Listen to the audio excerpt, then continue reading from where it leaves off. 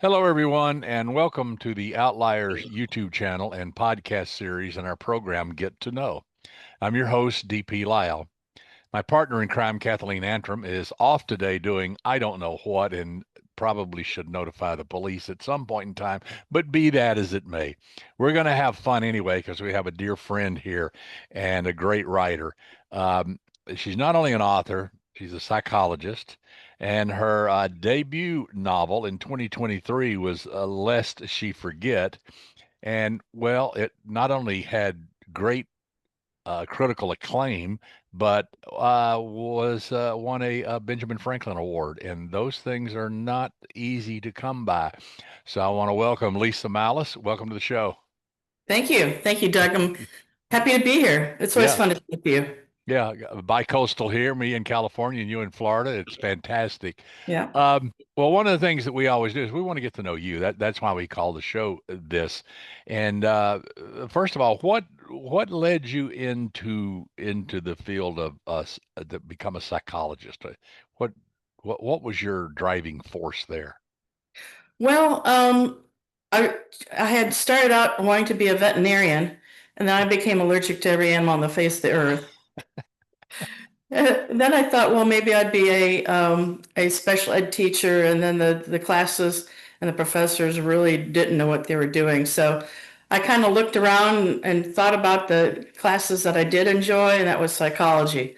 But I really didn't know what I was going to do with that, and I ended up getting an internship with an insurance company with a psychologist who ran something called the Human Factors Institute. So basically, his job was to help identify employees at high risk for counterproductive behavior. So he was an organizational psychologist. So that's actually my field. I went to Georgia Tech and got a degree in organizational industrial psychology, and then worked for the phone company for a little bit, um, and working on programs like personnel selection programs and performance appraisal systems, self-development of teams and things. And that worked out really well, knowing all that stuff, because I did make the transition when the kids came along to being a compulsive PTA volunteer. And they made me a PTA president as a kindergarten parent. And you need to be a psychologist for that.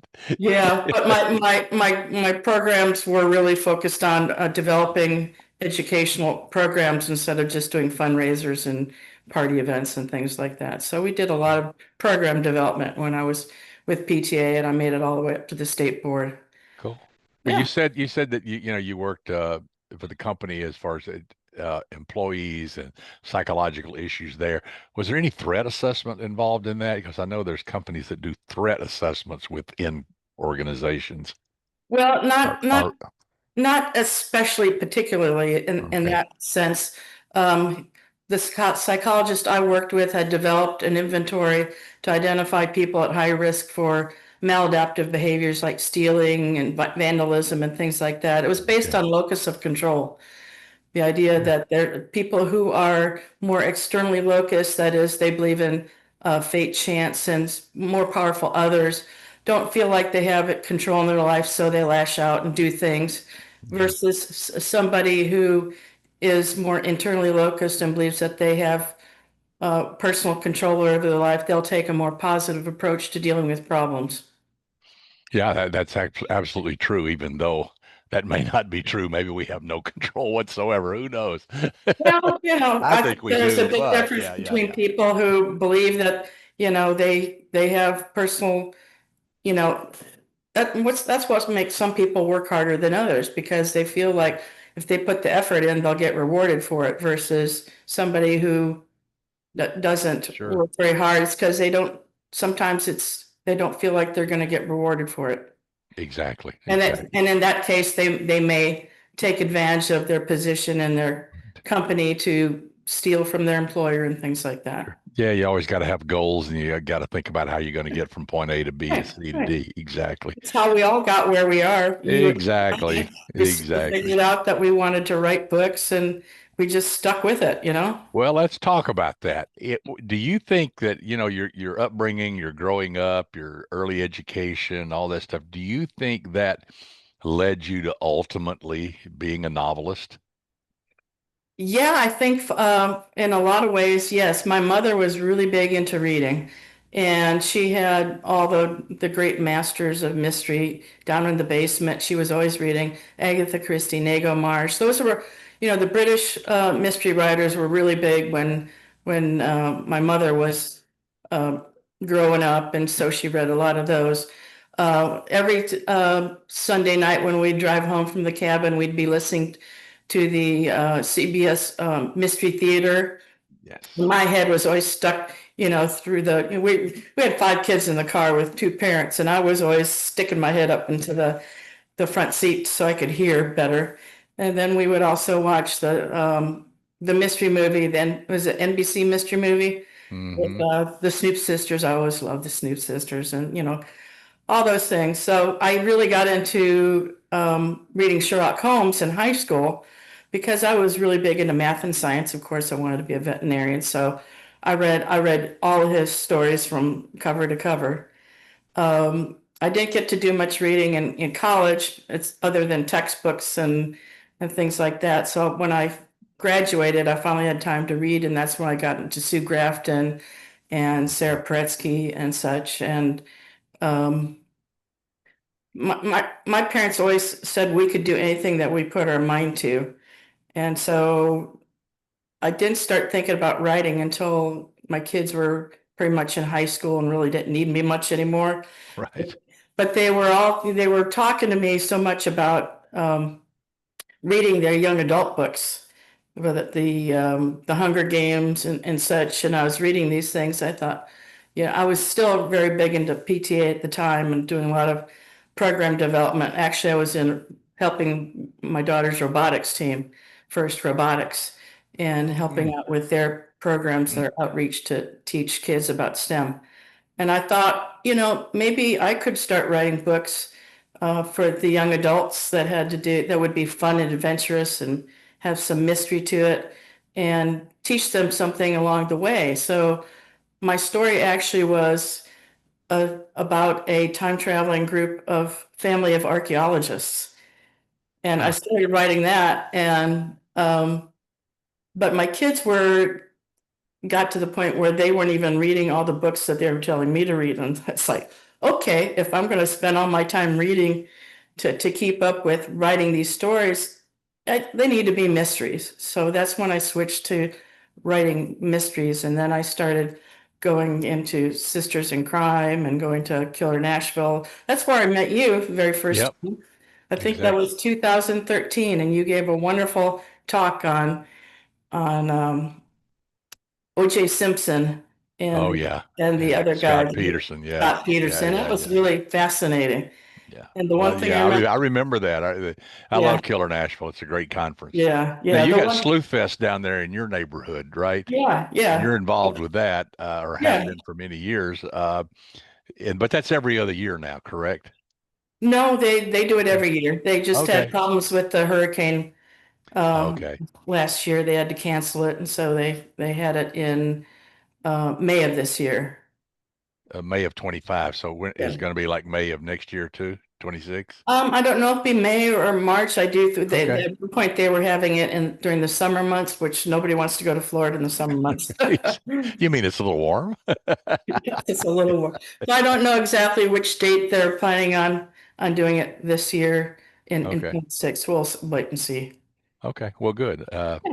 Well, let's talk about your your debut novel.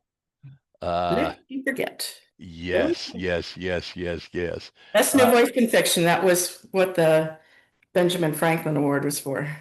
yes. Okay. Cool, cool, cool. Um, Tell us about it. Where did this idea come from, and how did you develop it to make it what it is, which is pretty cool? Oh, thank you. Um, well, the idea came to me after that first Killer Nashville, and where I met you, and I had gone home and started thinking about what is it do I want to write. And at first, I thought I was going to write cozy mysteries. I was actually had started something on a character who was a compulsive PTA volunteer. And I'm actually going to be trying to work on that one again.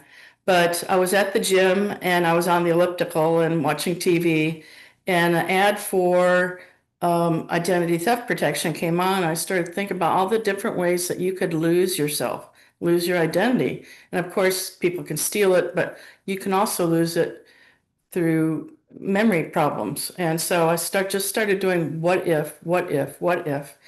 And I just came up with an idea, and then just sat myself down and started pantsing it. So writing the story, and without any real plot to go with that, just kind of seeing where the story took me, what characters came up to help the story along, and it was a lot of fun.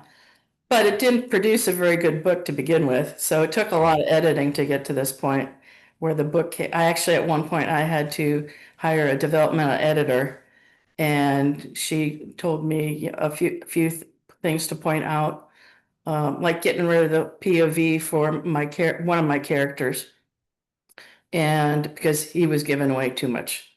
So Yeah. getting rid of that POV character made a whole lot of difference, because then there was a lot more suspense with who is this guy and what is he doing here? Yeah. And Yeah, that's always a tightrope we watch. If you have point of view characters, particularly if the point of view character is the bad guy.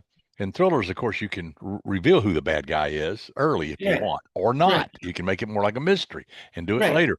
But you can't withhold what that person knows if you go into that person's point of view. You can't act like they don't know they're the killer. I mean, and that right. becomes a problem Yeah. because it's the order of information. When do you let the reader know what's What's going on? happening, what's really going on? That's great. Well, So you like the pantsing process. I do yeah, the same yeah, thing. I like it. yeah. Well, Yeah. with psychological thrillers, a lot of times there's really, you have a character who can't even trust themselves. And that, in my book, it makes it all the more difficult for her to figure out, who to trust, Mhm. because she can't even trust herself, because she has dissociative fugue, which is a form of Mhm. amnesia having to do with PTSD. She's been through quite a bit of awful things. At one point in the very first chapter, you see that she's running from an awful news that she may have been involved in a murder. And she's driving off into a blizzard because she's very upset.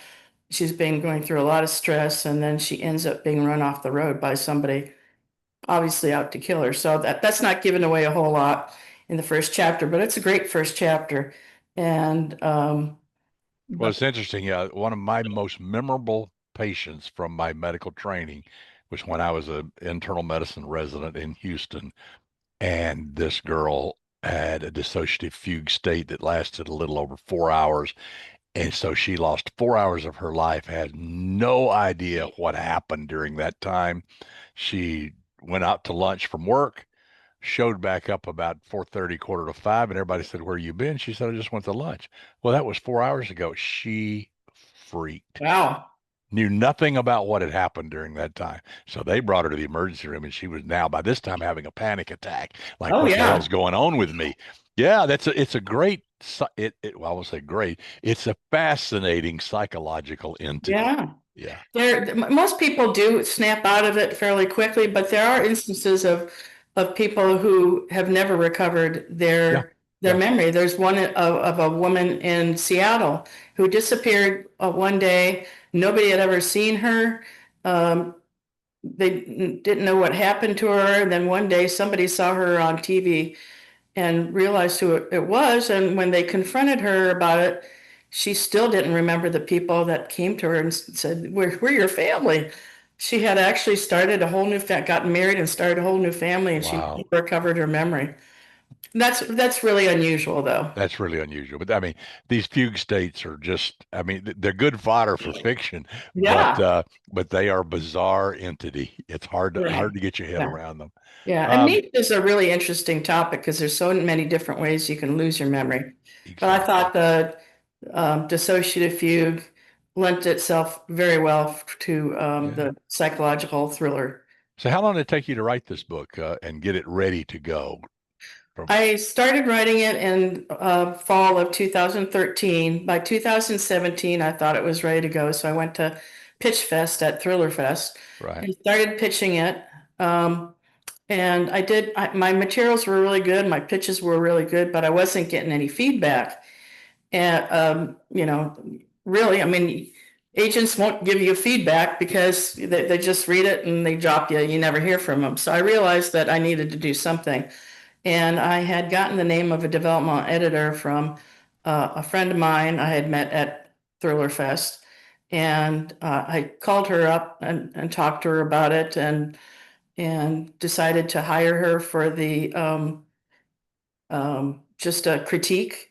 And Hmm. then when the critique came back and said I had a number of issues, of course, I had a very weak middle and not enough suspense and, had to get rid of a serial killer. At one point, I had a serial killer in with a story to cover up who was really doing the killing and why they were killing people. So I got rid of that. And it made such a huge difference after I hired her for the full developmental that she was just really excited. And this was an editor who had worked for both Crooked Lane and St. Martin's Press, so Okay. she had some real credentials. And after that, I started finally getting some traction with the agents and things like that. But Well, that's one of the problems those writers face. You're working in a vacuum. You're by yourself. I mean, right, if you have a critique group, which I've right, done many times in the past, don't now, that's very good because you have other voices, you have other minds to bounce it off of. But sometimes you can end up writing for the group, and so that right. that also can cause trouble. But yeah, developmental Yeah, editors, I think, are worth their weight if you have a yeah, good one that understands the genre, that right. understands your story. That's great. Yeah, yeah. And then so I did finally I, I had my agent during COVID and everything was really slow back then. We weren't getting any traction. I let her go. And then as soon as I did that, I started querying other publishers who didn't require an agent.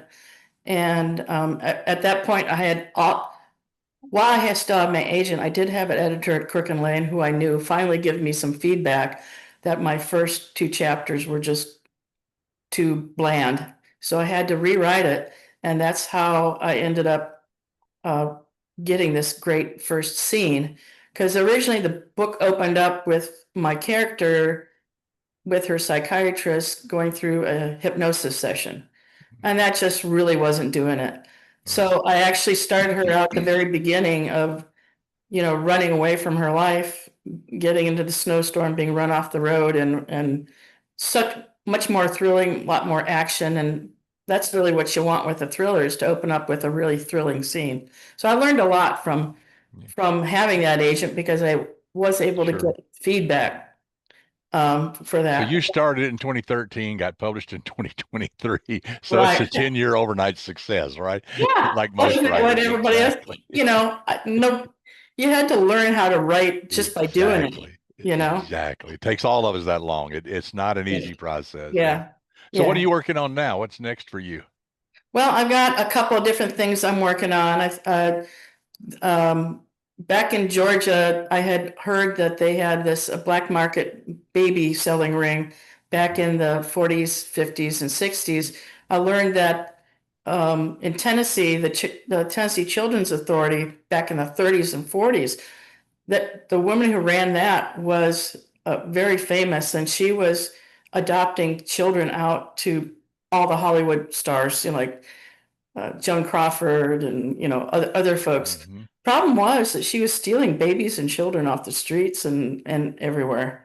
Wow. And yeah, and then I found out that up in North Georgia they were doing the same thing. They were taking babies from mothers and selling them.